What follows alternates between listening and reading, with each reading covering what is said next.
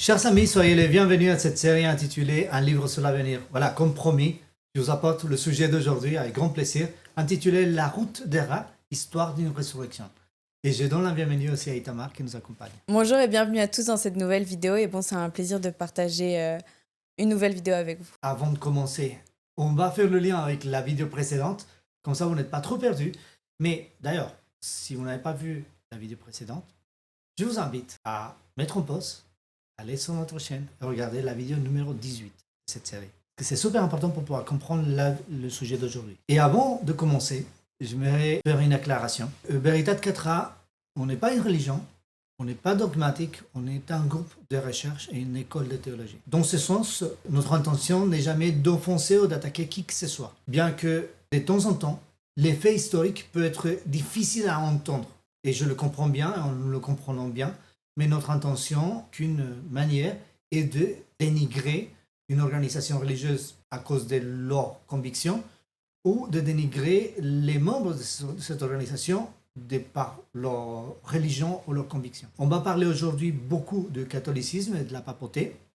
On va parler des faits historiques et j'aimerais expliquer que je connais beaucoup de catholiques qui sont des personnes magnifiques, qui ont une foi qui est pure, une foi qui est sincère et qui dans leur connaissance de Dieu, ils sont cohérents. Et donc voilà, ça je veux le souligner. Donc il ne s'agit pas dans cette vidéo d'attaquer les personnes, mais de souligner des faits historiques et prophétiques qui concernent la papauté et l'Église catholique depuis ses origines jusqu'à la fin. Donc voilà, une fois que la déclaration a été faite, je vous invite à regarder, mais avec du sens critique. Je vous invite aussi à vérifier ce que je suis en train de dire, parce que je n'ai pas inventé ces informations, c'est le fruit, c'est le résultat d'une recherche historique appuyée sur des sources même officielles du Vatican. Il faut savoir que les archives du Vatican ont été ouvertes en 2020 et qu'aujourd'hui, beaucoup de ces documents sont accessibles au public et qui peuvent être consultés. Après, il faut parler italien ou latin. Donc, avec les outils de traduction modernes, vous devrez y arriver. Donc voilà, je vous donne cette information et on va se lancer, on va revenir en contexte. La vidéo précédente, on avait parlé des Apocalypse chapitre 17, verset 11. Et il nous parle de quoi? Le verset nous parle de la bête qui était, qui n'est plus et qui est aussi un 8e roi et qui fait partie des 7 et qui va à la perdition. Voilà, des mots bien mystérieux. Hein. C'est un peu mystérieux comme sujet. On voit la bête qui était, qui n'est plus, qui est un 8e roi et qui elle-même fait partie voilà. des 7. Oui, c'est ça, c'est un peu bizarre. Ils sont 7 ou 8. Et on dirait que John ne se met pas d'accord avec ces chiffres. Mais en fait, c'est un langage qui est relativement codé, mais pas très complexe. En fait, ce qu'il veut dire par là, c'est qu'il y a une huitième puissance qui a toujours été présente dans ce schéma, depuis le début jusqu'à la fin, et que cette puissance va entrer en pause pendant un temps, et ce temps de pause est 1798, où elle n'est plus, et qu'il va revivre à partir du moment où il va remonter. En fait, c'est le retour d'un pouvoir, si j'ai bien compris. Là, comme on a pu parler dans la dernière vidéo, c'est un pouvoir qui était vivant, puis qui est mort et qui est ressuscité. Donc, c'est simplement le retour d'un pouvoir qui existait auparavant, donc qui fait partie des 7 pouvoirs, mais qui ressuscite à un moment donné. Il y a un détail important et que je n'ai pas souligné dans le sujet en espagnol, mais j'espère me souvenir pour la prochaine fois. C'est qu'il y a plusieurs manières d'interpréter la Bible et nous privilégions la méthode historiciste. Pourquoi? Parce que la méthode historiciste va permettre à la Bible de justifier si elle dit vrai ou non, si les prophéties sont vraies ou non. La méthode historiciste va comparer les résultats, les prédictions des prophéties avec l'histoire. Et quand on fait ça, la prophétie prédit, l'histoire confirme. Donc ils vont de pair. Ça fonctionne à condition de bien connaître les prophéties bibliques, de bien utiliser les bonnes méthodes d'interprétation et de bien connaître l'histoire et bien documenter ce qu'on dit. Donc voilà, c'est la méthode historiciste. Après, il y a d'autres méthodes d'interprétation. Il y a la méthode futuriste où on dit que toutes les prophéties vont s'accomplir dans un avenir qu'on ne sait pas où. Okay? Mais ça, c'est bien pratique parce que c'est une manière très rapide de se débarrasser de ce sujet et ne pas l'étudier. Donc, la méthode historiciste, c'est la méthode privilégiée de la plupart des érudits, bien qu'il y ait des érudits qui aujourd'hui privilégient la méthode futuriste et d'autres méthodes qui ont été inventées. Donc voilà, petite précision, nous, on a une mission historiciste. Ok, méthodique. Et l'histoire confirme ce que l'on est en train de dire. Donc ça, c'est important. Et le verset 11 nous dit que c'est le 8e roi, et le 8e roi est la papauté, qui a toujours été présente dedans. Et de différentes manières. Hein. Et on voit que les différents rois qui ont précédé, même l'Empire romain et tout ça, ils avaient des caractéristiques qu'aujourd'hui on retrouve dans la papauté. Et quand ce même pouvoir, et le pouvoir de la papauté, est décrit dans le livre de l'Apocalypse, on le décrit avec des caractéristiques des anciens bêtes de la vision de Daniel chapitre 7. C'est bien parce qu'il y a un lien de continuité. Voilà, et c'est la 8e bête. Ok, maintenant on se lance dans le sujet. Et là, on va parler, parce qu'on a parlé d'un pouvoir qui est mort, ensuite vivant, mort, ressuscité. Et justement, le sujet d'aujourd'hui, c'est une histoire de résurrection. C'est quoi cette histoire de résurrection? Donc on va commencer l'histoire, cette ligne historique, cette fresque historique qui a comme une espèce de relief, vous voyez, comme des falaises, et parce que c'est l'histoire de ce pouvoir, comment il est tombé, comment il a reçu une blessure mortelle et comment il s'est rétabli, mais qui à la fin s'est mis en chute libre. Donc on va voir ça, et toute l'histoire commence en France. Voilà, c'est les événements juste avant la Révolution française. Le catholicisme dominait en France, enfin, en Europe en entière, mais cette histoire-là focalise sur la France. Il domine la France jusqu'à ce qu'il y ait un mouvement philosophique appelé le mouvement des Lumières qui se développe en France et on s'appuie sur différents textes philosophiques et notamment le Corpus Hermeticus, qui est un texte grec très ancien qui a été proscrit par l'Église catholique, et aussi le livre de Thoth, qui est un livre ancien d'origine égyptienne, qui a été traduit, qui est le même Corpus Hermeticus. Donc, ce n'est pas le seul, hein. Il y a d'autres influences des philosophes de l'Antiquité. Et en fait, cette nouvelle vision va placer l'homme au centre de l'univers. Et l'homme au centre de l'univers ne laisse plus de place pour Dieu. Donc, ils vont s'attaquer à la religion. Et donc, ça va faire qu'en France, on va commencer par chasser les ecclésiastiques et on va exproprier l'Église catholique de ses possessions. Ce qui est vrai jusqu'à aujourd'hui, parce qu'en France, les lieux de culte catholiques sont tous propriétés de l'État. C'est considéré patrimoine de la France. Et ça date depuis la Révolution française. Oui, patrimoine historique. Patrimoine historique et patrimoine culturel aussi de la France. Et donc, ils sont maintenus, ces lieux de culte sont maintenus par l'État. Nous payons les impôts en France, on finance la maintenance des lieux de culte catholiques. Et pas que, mais principalement catholiques. Et puis, ça s'arrête en 1798. Qu'est-ce qui s'est passé en 1798? Une année remarquable. C'est quand le pape Pie VI est emmené en captivité par le général Berthier, sous ordre de Napoléon. Exactement. Et exactement ce qui est décrit dans les deux passages que nous avons ici. Le premier, c'est qu'il va s'élever. Bon, il va s'élever parce qu'il a été battu. Okay. Et dans le deuxième, Apocalypse 17, 8, il doit monter de l'abîme. Donc il était en bas. Mais pour qu'il soit en bas, il doit d'abord chuter. Et à quel moment cette chute a eu lieu? En 1798, avec les événements qu'Itamar nous a cités. Donc, les révolutionnaires françaises, ils vont emmener en captivité le pape, et celui-ci va mourir en captivité. Mais les choses ne vont pas rester là, parce qu'en 1801, il y a un accord, il y a un concordat entre Pie VII. Pie VII, c'est celui qui a été nommé à la place de Pie VI, qui a été nommé parce que les Français l'ont autorisé.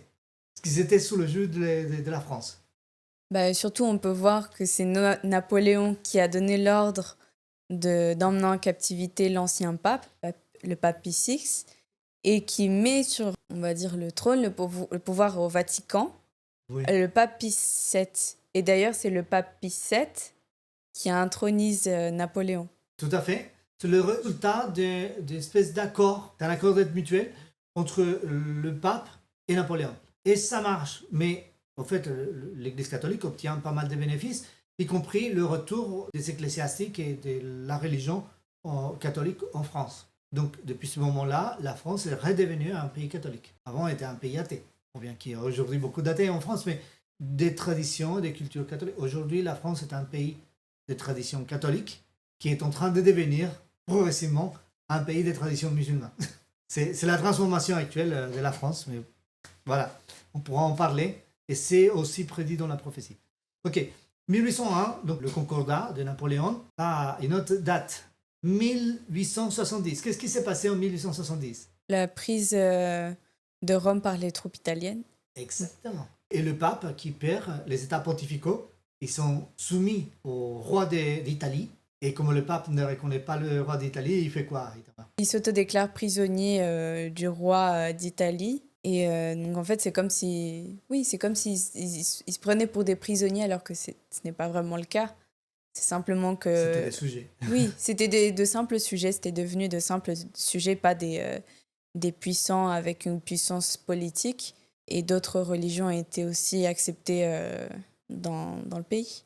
Exact. Et c'est une forme de proteste contre l'autorité du roi qui ne reconnaissent pas. Ils perdent les états pontificaux et ça, c'est un vrai problème pour l'Église catholique et le papauté qui va ressusciter. Et c'est pour ça qu'on voit le relief qui redescend. À partir de là, il repère en fait sa domination et il rentre dans une période qu'on appelle la question romaine. C'est quoi la question romaine? C'est voilà, nous on ne vous reconnaît pas, nous on est prisonniers, vous n'êtes pas légitime. Mais en même temps, la papauté n'a pas de domination, n'a pas de pouvoir géopolitique. Elle existe en tant qu'autorité religieuse uniquement. D'ailleurs, la religion catholique n'est plus la religion officielle de l'Empire italien. C'est intéressant. Et ça va durer jusqu'à 1929. Et ça, c'est une date super importante. Parce qu'en 1929, il y a un petit accord entre le Saint-Siège et un certain Benedetto Mussolini. Et il a fait quoi, ce Mussolini? Bien, il a fait des merveilles en Italie. Hein? Oui, c'était un dictateur italien, donc il a fait à peu près la même chose qu'a fait Hitler, son contemporain. Donc, voilà. Et donc, ils ont ça fait des milliers de morts. Hein? Ça fait des milliers de morts et beaucoup, beaucoup de dégâts en Italie, d'ailleurs. Et pas que. Et ça, c'est pendant Mussolini, parce que l'alliance avec Hitler... C'était une catastrophe, oui. Et donc, en fait, ils ont signé un accord, donc l'accord de Latran, donc c'était le pape Pie XII. C'est lui qui allait devenir le pape Pie XII. Voilà, parce qu'il ne l'était pas encore. Il ne l'était pas encore. Et donc, du coup, oui, ça a permis pas mal d'avantages au catholicisme, à la papauté. C'est d'une part, le catholicisme redevient la religion officielle de l'Italie. Deuxièmement, il récupère le contrôle du système éducatif religieux en Italie. Troisièmement, il récupère l'autonomie totale sur le Vatican, qui devient un petit pays à l'intérieur de l'Italie. Troisièmement, il reçoit une indemnité pour la perte des états pontificaux, donc un dédommagement, et suffisamment d'argent pour de quoi faire un état, un mini-état très riche, très très riche. Donc tous ces avantages étaient pour l'Église catholique. Mais quels étaient les avantages pour Mussolini? Mussolini, il avait un projet similaire à celui de Hitler et des Franco en Espagne, c'était d'établir une dictature. Mais il devait être légitimé au-dessus des catholiques, qui étaient la majorité en Italie. La majorité des Italiens étaient catholiques. Alors, du coup, cette alliance avec le Vatican a redoré le blason de Mussolini et ça lui a permis de gagner le pouvoir. Donc, c'était une alliance politique très juteuse pour Mussolini, très juteuse pour le Vatican. C'est intéressant. À partir de là, on voit que la pente commence à monter, vous voyez, dans l'histoire. Et ça ne s'arrête pas de monter. Donc, ça veut dire qu'à partir de là, il y a une vraie restauration, il y a un vrai processus de restauration. On va dire qu'en 1870, la blessure mortelle était agonisante avec cette blessure mortelle. Et on dirait qu'elle allait mourir. Et quand elle est sur le point de mourir, il vient cette résurrection qui était prédite par la prophétie en 1929. Ensuite, 1833. Qu'est-ce qui s'est passé en 1833? Ça s'appelle le Reichskonkordat. Je vous prie de m'excuser, mes amis qui parlent allemand, parce que moi je ne le parle pas, donc j'espère avoir prononcé au moins d'une manière approximative. Mais ça veut dire que c'est un concordat avec le Reich, avec Hitler, avec les nazis. Et c'était une signature entre Eugenio Poncelli, le même qui a fait l'accord avec Mussolini, et celui qui allait devenir le pape Pie XII. Donc ça, c'est un détail très important. Et ce cardinal, Eugenio Poncelli, a signé un accord avec les nazis pour que l'Église catholique n'interfère pas avec les affaires nazis allemands. Et en contrepartie, elle obtient pas seulement la sécurité des citoyens allemands de confession catholique, mais aussi un positionnement favorable dans la politique. Ils avaient un parti politique. Et d'ailleurs, c'est ce parti politique, oups, surprise, qui a voté et qui a influencé en fait les élections pour que Hitler devienne le pouvoir suprême en Allemagne. Ça a été fait de manière démocratique et c'est de manière démocratique que cette dictature a été établie. Et ça, c'est en relation avec les événements de 1933. Donc vous pourrez trouver les informations sur Internet. On vous donne aussi dans le document qui accompagne cette vidéo, on vous donne aussi ces informations. Ça, c'est vraiment très important. Et ça nous amène plus loin aux événements de 1939. Waouh, 1939. Qu'est-ce qui s'est passé en 1939? Silence. Puis douce, silence. Il savait, il était informé. Il était informé de l'Holocauste. Il était informé. Pourquoi je le dis? Je ne suis pas en train de lancer des accusations. Pour le dire, les archives du Vatican ouvertes en 2020 contiennent des documents, et pas un document, des documents, plusieurs, qui démontrent que le pape était au courant de l'Holocauste. Mais du coup, s'il est resté silencieux, on peut imaginer plein de choses, plusieurs raisons pour lesquelles il s'est tu à ce sujet-là, mais notamment parce que la signature du Reich Concordat, en fait, c'était pour justement protéger les catholiques allemands. Donc forcément, il avait fait un accord avec le Troisième Reich pour ces catholiques-là. Donc forcément, il était au courant de ces choses-là. Mais je suppose aussi que c'était pour cette raison-là, pour que le monde ne sache pas ou n'entende pas parler de cet accord. Oui, en fait, aujourd'hui, il n'y a pas de document historique qui nous permet de prouver quelles étaient ses motivations. On sait qu'il n'a rien dit, ça on le sait. On sait qu'il a signé le Reich Concordat. On sait qu'il avait des intérêts communs avec Mussolini et Hitler qui étaient alliés contre le reste des pays européens. Tout ça, on le sait. Après, on peut supposer. Je fais appel à votre imagination. On ne peut que spéculer à ce sujet. Voilà, on peut spéculer. Mais comme ici, il ne s'agit pas de prononcer ou de formuler des spéculations, je dis, franchement, je n'en sais pas. Mais en tout cas, ce n'est pas étonnant. Vu le contexte, on peut imaginer quelles étaient les motivations. Et il a gardé le silence. En 1945, la guerre est terminée. Et qu'est-ce qui s'est passé? Il y a la route des rats, qui est le centre de ce sujet, qui est le titre de ce sujet. La route des rats, qui a été établie. Voilà, donc en fait, c'est le réseau Odessa qui a établi la route des rats.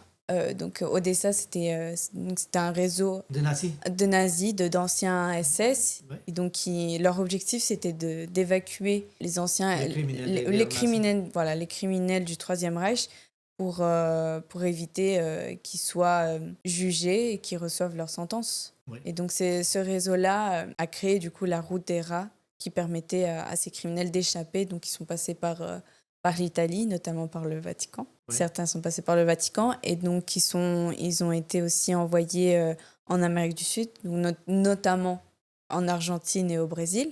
Donc il y a notamment un médecin très connu, donc Joseph Mengele, qui a fini sa vie au Brésil sans avoir été condamné pour ses méfaits.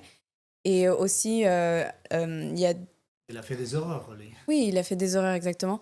Mais aussi, les deux autres destinations à prendre en compte, c'était les États-Unis et le Canada. Oh, d'ailleurs, les États-Unis.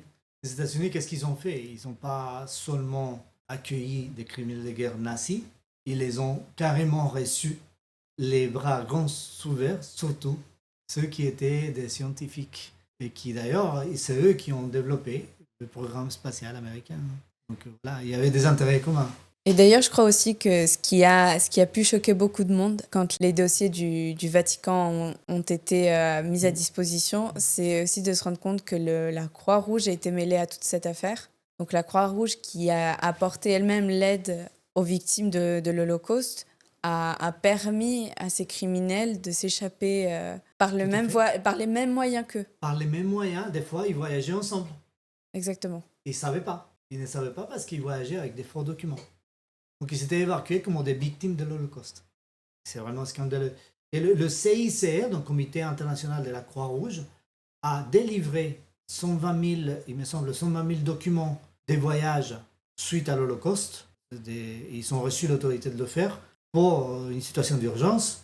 Et parmi ces 120 000 documents de voyage, il y en a beaucoup qui ont été délivrés aux nazis. Ça, c'est documenté. C'est la route des rats. C'est une alliance.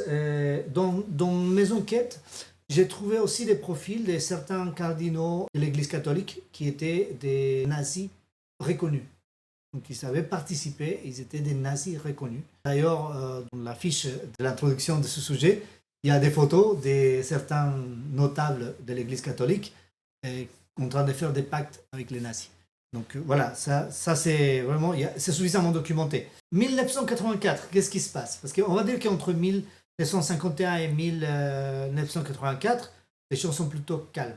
Et c'est la période de la guerre froide. Vous vous rappelez? Oui. Guerre froide. Le continent européen était divisé, était fragmenté. Était polarisé. Polarisé, exactement, entre d'un côté le communisme en Union soviétique, qui dominait d'ailleurs, divisait l'Allemagne en deux. La Pologne était dans le bloc soviétique et ils étaient soumis au bloc soviétique. D'ailleurs, Jean-Paul II qui s'est réuni avec Ronald Reagan, c'est un rétablissement des relations diplomatiques. C'est très intéressant parce que les États-Unis avaient rompu des relations diplomatiques avec le Vatican pour des raisons évidentes. Et là, ils les rétablissent. Pourquoi? Parce qu'ils avaient des choses en commun.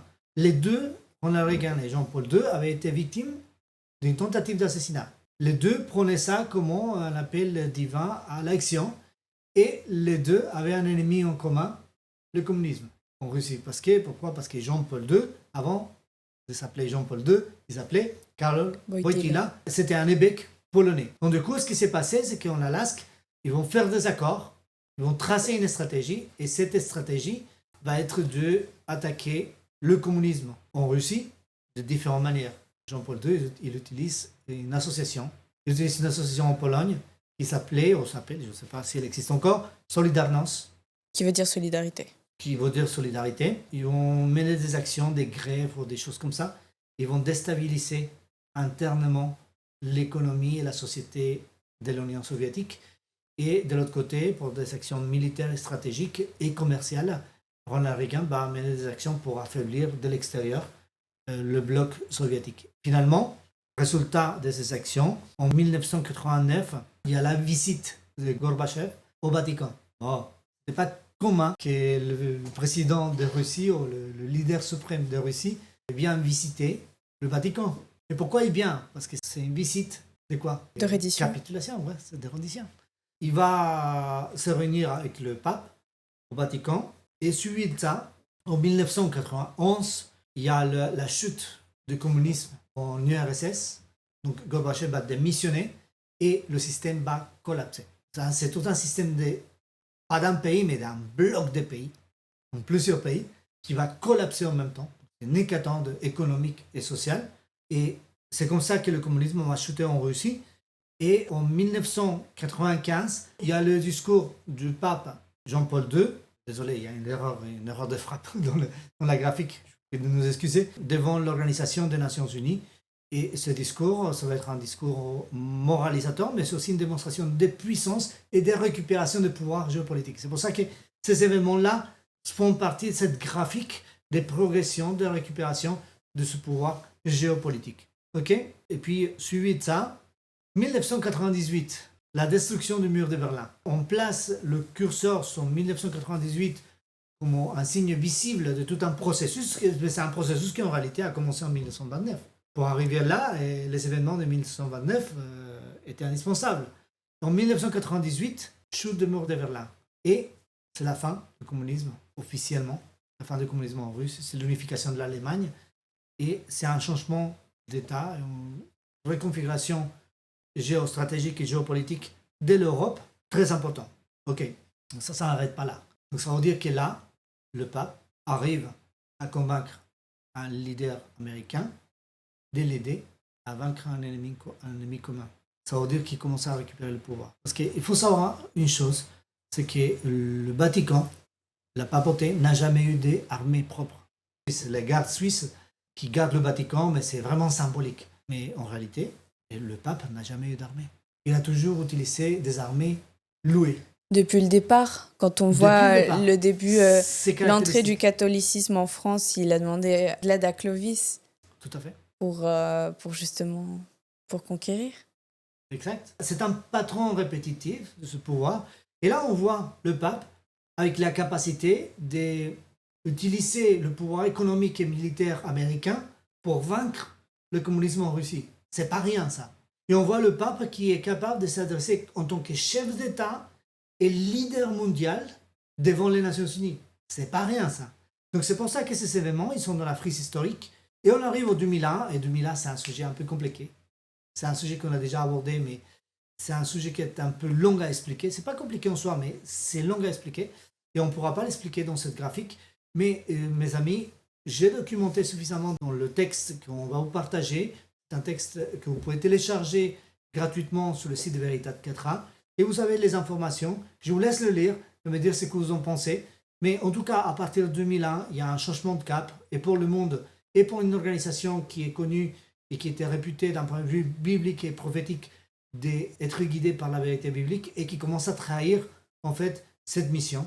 Et c'est l'église adventiste du 7e jour. Et en 2001, il y a aussi un changement de cap parce qu'il y a l'apparition du concept de terrorisme islamique.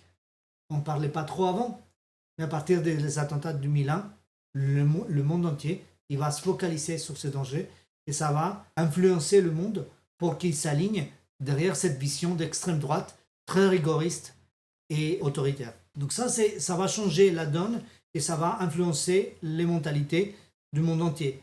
2024, élection de Donald Trump. Pourquoi Donald Trump est dans cette frise?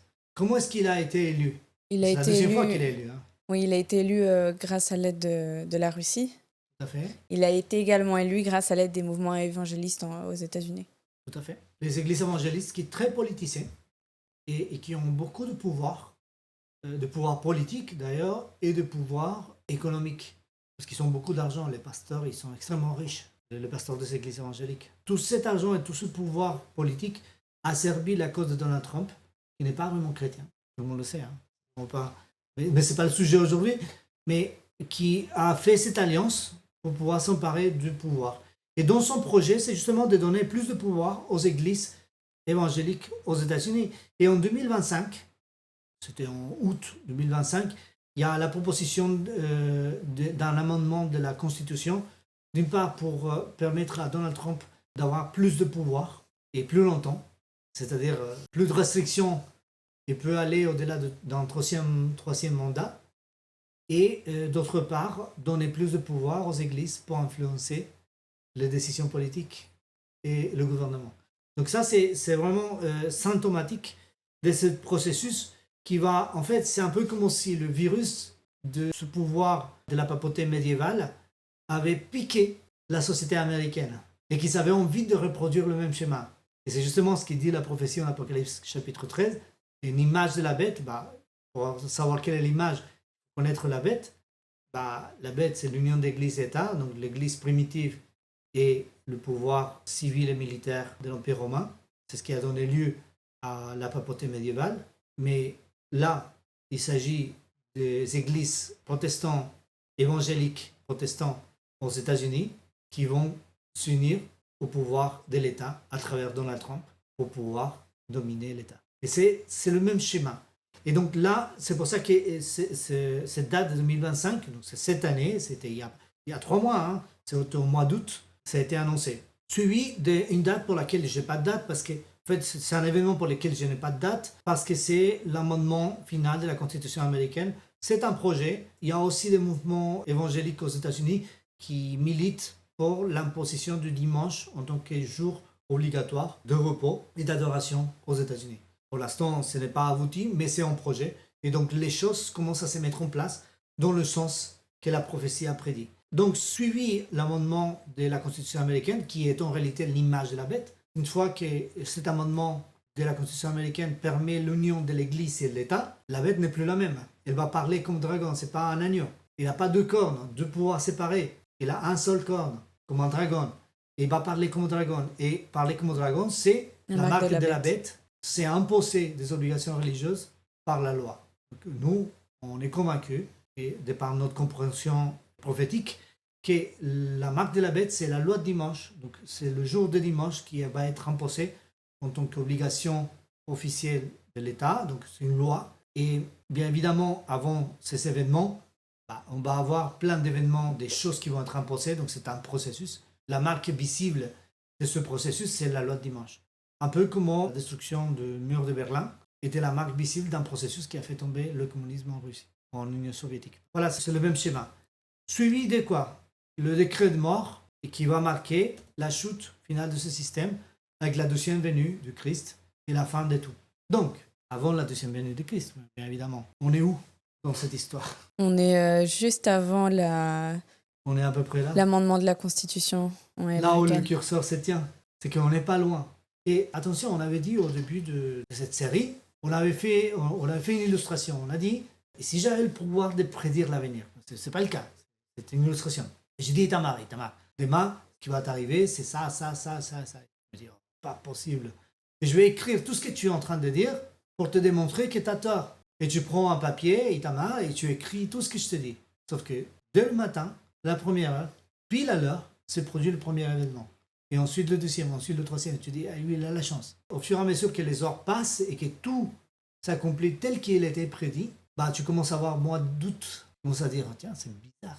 Comment il a fait? Il est où le piège? Il est où le piège? Et le temps passe, et je t'ai prédit tous les événements, et je te dis, toute la journée, je te dis, à minuit, tu vas recevoir un coup de fil de ta tante qui va te dire telle et telle chose. Un exemple. Et il est 11h, il est 23h59. Et tout ce que j'ai prédit dans la journée s'est accompli tel qu'il était. Est-ce que tu as des doutes, Tamar, Non. sur ce dernier événement? Non. Non, pourquoi? Non, parce que tous les autres événements se sont avérés vrais. Exact. Parce qu'il y a une séquence logique, et au fur et à mesure que les choses s'accomplissent, on a moins de doutes. Bah, la prophétie, c'est exactement la même chose. Moi, dans mon cas, je n'ai pas le pouvoir de prédire l'avenir. Mais la prophétie, c'est exactement ça. Sauf que là, c'est l'histoire qui confirme.